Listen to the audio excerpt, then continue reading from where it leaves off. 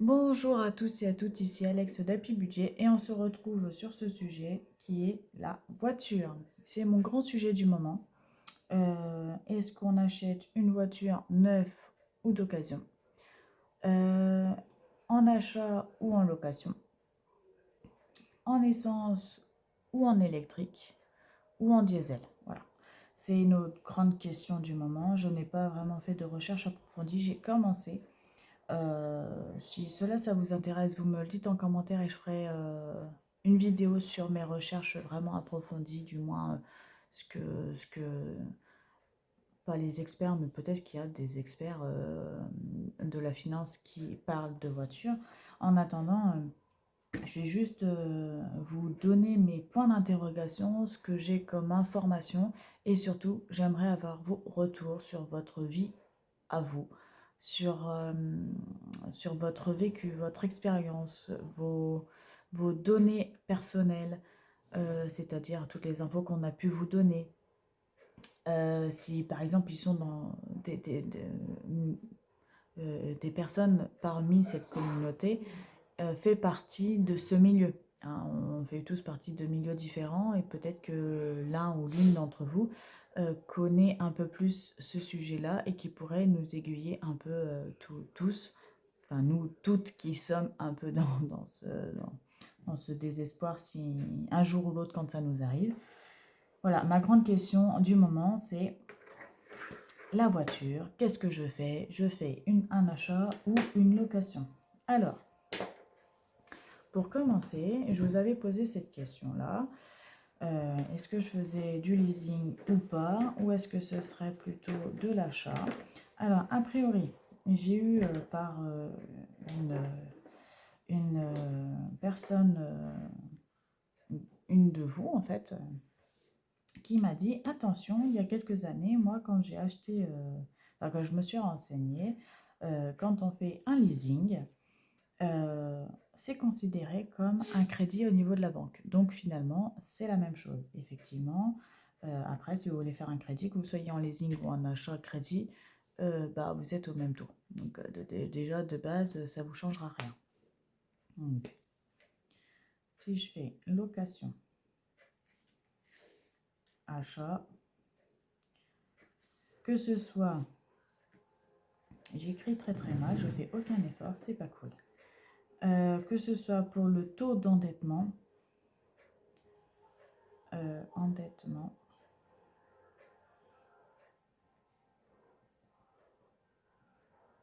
c'est pareil pour les deux. Que ce soit en achat ou en location, on est pareil. Donc déjà, il n'y a pas plus d'avantages d'un côté que de l'autre. Ensuite, au niveau de l'assurance en location, j'en ai plus. Ça se joue de 1 ou 2 euros. Donc par rapport au modèle que j'ai sélectionné, hein, les 2-3 modèles qu'on avait pu voir, j'ai juste appelé pour comparer. Bon, maintenant ces modèles n'y sont plus, mais c'était juste pour avoir un comparatif. On paye plus cher en location qu'en achat. Donc ça se joue à 2-3 euros, mais 2-3 euros sur une année, ça revient vite à 20 ou 30 euros quand même sur l'année. Donc déjà, il y a ça. Par contre, en location, tout ce qui est entretien, ça fait partie du garage. Euh, Par contre, là, en achat, c'est entretien de notre poche. Voilà. Donc déjà, c'était plus avantageux pour ça. À la location, c'est vrai que c'était notre gros point, c'était toujours le garage pour nous. Donc voilà. Après, c'est entretien, si c'est des grosses pièces, si c'est changer les pneus ou quoi que ce soit, par contre, c'était de notre poche. Hein, ça ne rentrait pas dans le budget du garage. Enfin, dans le contrat d'entretien du garage. Qu'est-ce qu'il y avait d'autre? Je ne me rappelle plus, je me rappelle plus. Quand on achète en location, donc on est parti sur de l'occasion. Là pour l'instant pour les deux, que ce soit en location ou en achat, on était parti sur de l'occasion.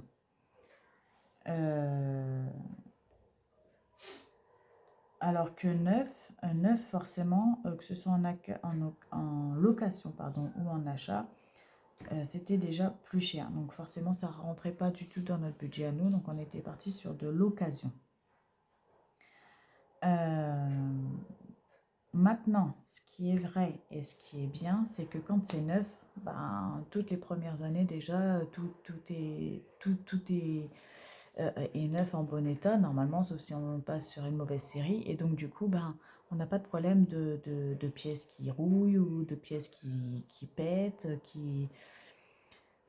enfin, pas de problème de voiture, quoi. Et en plus, en général, la voiture, elle a une garantie, ça doit dépendre des modèles, mais entre 7 et 10 ans. Donc voilà, donc forcément, quand on l'achète neuf, on a une certaine garantie de la voiture, ce qui fait que du coup, on n'a pas ce gros problème-là par rapport à l'occasion qui, en général, la garantie, soit elle est en fin de vie, soit il n'y en a plus. Voilà, c'est l'inconvénient de l'occasion. Par contre, l'avantage de l'occasion, c'est que comme c'est moins cher, une voiture, les premières années de vie, elle se décote facilement. Donc, on l'achète neuf, je vous arrondis à 30 000 euros. J'arrondis parce que je ne connais pas les chiffres exacts, mais la première année, elle peut descendre déjà de 10 000 euros juste parce que c'est qu'une première année qui a été passée avec, je sais pas moi, 30 000 km sur l'année. Elle perd énormément de valeur au fur et à mesure des années. Et les premières années, c'est là où on perd énormément de valeur.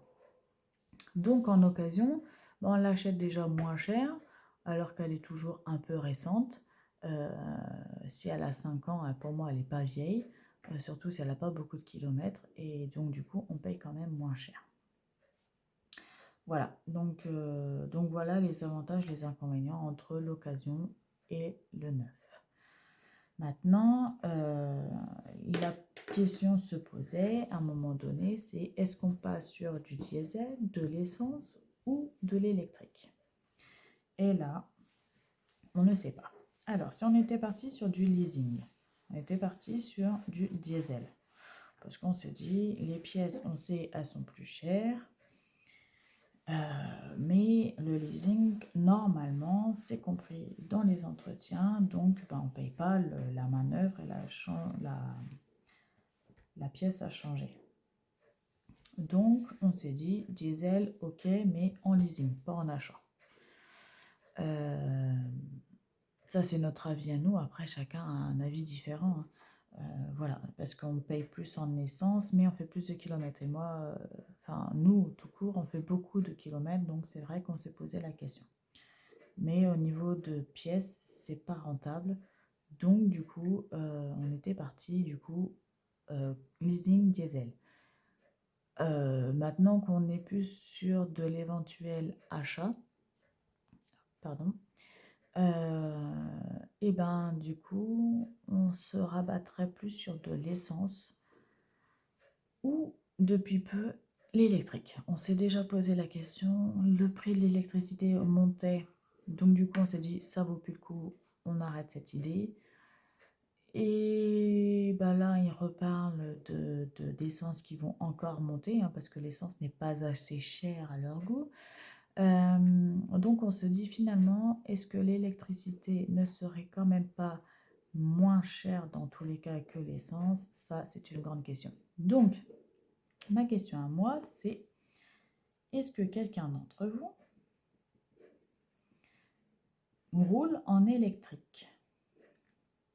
C'est pas ça, c'est l'électricité, oui, mais électrique. Parce que si quelqu'un d'entre vous roule en électrique, je serais curieuse de savoir quel est votre conso perso quand vous branchez chez vous votre voiture. Je m'explique. Je sais que ma collègue, elle fait ça, elle fait beaucoup de kilomètres comme moi, et donc elle m'a dit, pour toi, ce serait rentable d'avoir une électrique. Je la branche tous les soirs en rentrant, et elle est charge pleine. Sauf que je lui ai demandé, ta consommation électrique par mois en électricité. Elle ne paye pas l'électricité, enfin elle la paye, mais elle ne gère pas l'électricité. Elle ne sait pas le avant et le après. Donc du coup, elle peut pas me dire le tarif. Elle dit juste, j'en ai pour un peu moins de 20 euros quand on me branche sur les bornes, parce que je me branche très rarement sur les bornes. En général, je le branche en rentrant à la maison. Mais elle n'a pas su me dire combien qu'elle consomme à domicile. Donc ma question c'est, Est-ce que quelqu'un le fait d'entre vous? Et combien elle consomme en moyenne par mois en branchant sa voiture tous les jours chez elle? Et en extérieur, combien elle consomme pour avoir une idée de budget. Savoir si effectivement l'électrique est plus avantageux à l'heure actuelle avec les inflations de partout, ou l'essence reste encore avantageux. Ça, c'est notre grande question. Les concessions, je reste quand même assez méfiante parce qu'ils veulent vendre leur truc le plus avantageux pour eux ou une merde qu'ils veulent se débarrasser éventuellement. Donc les avis, je dirais, je me méfie. Mais j'ai besoin de personnes qui ont eu assez d'expérience pour me faire cet avis-là. Voilà, j'essaye de gratter des informations à droite à gauche, mais pour l'électrique, j'ai encore ce gros point auquel je ne sais pas. La seule réponse qu'on m'a dit et qui est plutôt intéressante à savoir, pour celles et ceux qui ne savent pas et qui voudraient s'intéresser, je vais vous donner les infos que j'ai et si quelqu'un consomme une voiture électrique, du coup ça pourra faire partager à tous les personnes qui sont intéressées ce genre d'informations. Le seul truc que je sais, c'est que certaines voitures, et de ce que je me rappelle, c'est toutes les voitures Dacia. Il faut faire attention, la voiture à l'achat, elle est moins chère, moins chère, mais il faut tout acheter en plus, toutes les options, c'est-à-dire les câbles. Alors les noms, je ne me rappelle pas, mais la prise, domicile, il faut la rajouter.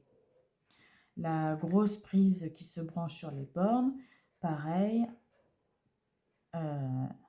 il faut la rajouter. Ainsi de suite. Et tout ça fait que finalement, ça revient aussi cher, voire plus cher qu'une voiture classique, un peu plus chère. Il y en a d'autres, je crois que c'est chez Renault. La batterie, elle n'est pas à vous. Donc en fait, la batterie électrique, je devrais faire un effort sur l'écriture quand même.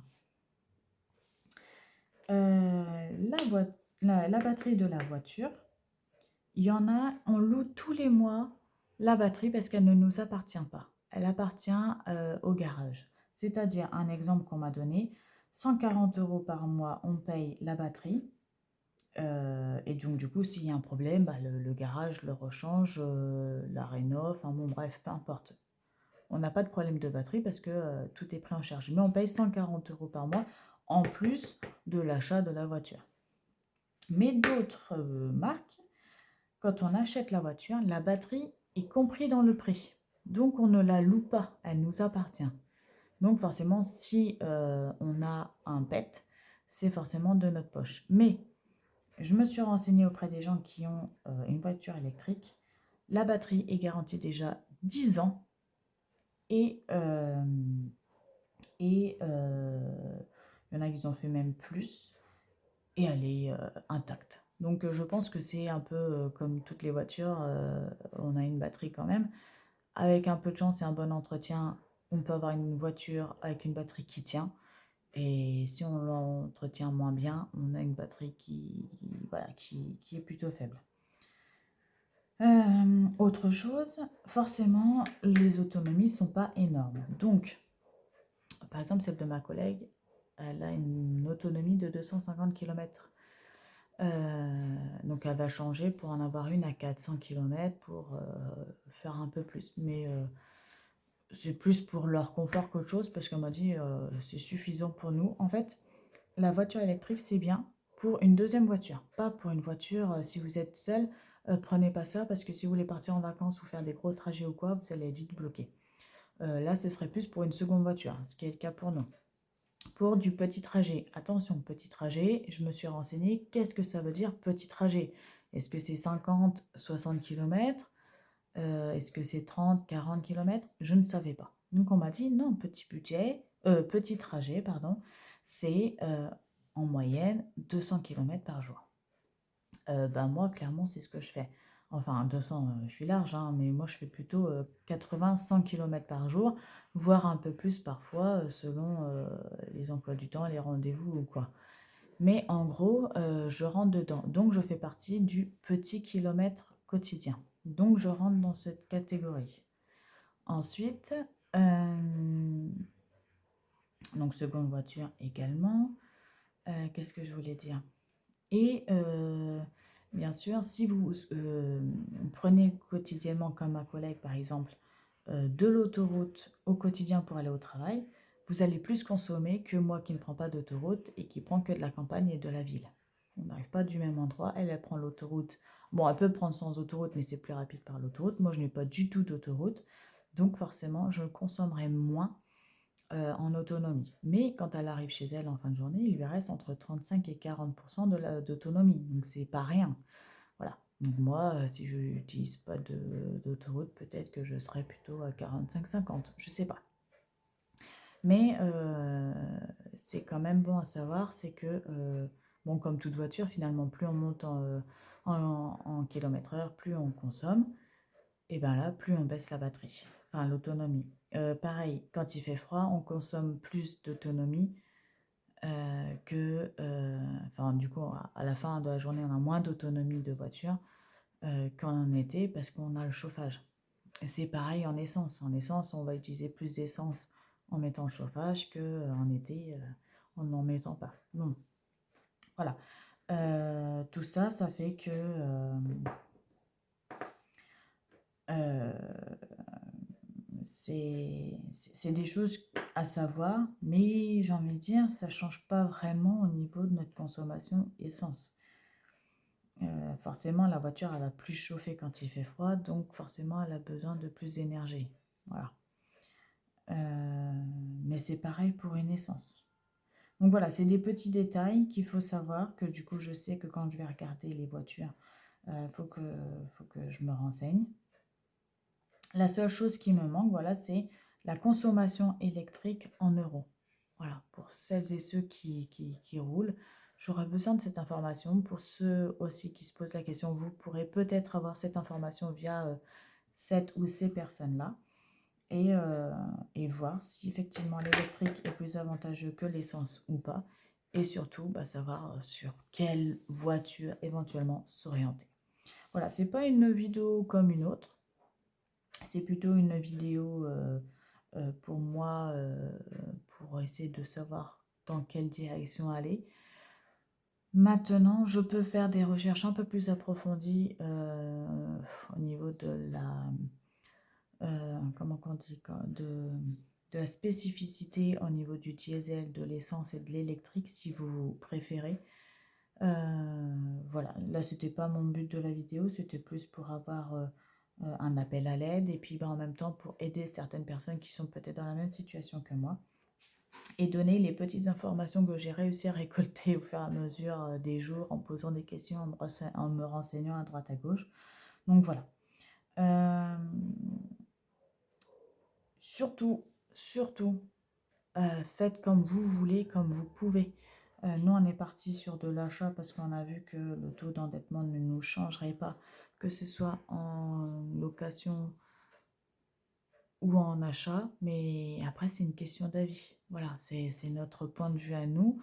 Maintenant, si vous préférez ne pas vous emmerder avec les entretiens de garage, les pièces à changer et tout ça, rabattez-vous sur la location. Voilà, c'est un point de vue, c'est pas pour vous dire faites comme ci ou comme ça. L'électrique, c'est sûr, c'est mieux, c'est plus sûr. Non, en vrai, j'en sais rien. Je sais pas ce qui est le mieux ou le moins bien pour telle ou telle situation. On a tous des situations différentes, on a tous des emplois du temps différents, des avis différents. Voilà, c'est pas pour vous dire prenez tel modèle ou tel modèle. Bien au contraire, je suis dans le même cas que vous, c'est plus j'essaye de savoir comment faire le meilleur choix par rapport à ma situation. Maintenant, ma situation n'est pas forcément la mieux pour vous. Voilà, je préfère rester clair. Sur ce, je vous souhaite une belle journée ou une belle soirée. Prenez soin de vous, prenez soin de vos petits sous et je vous dis à bientôt.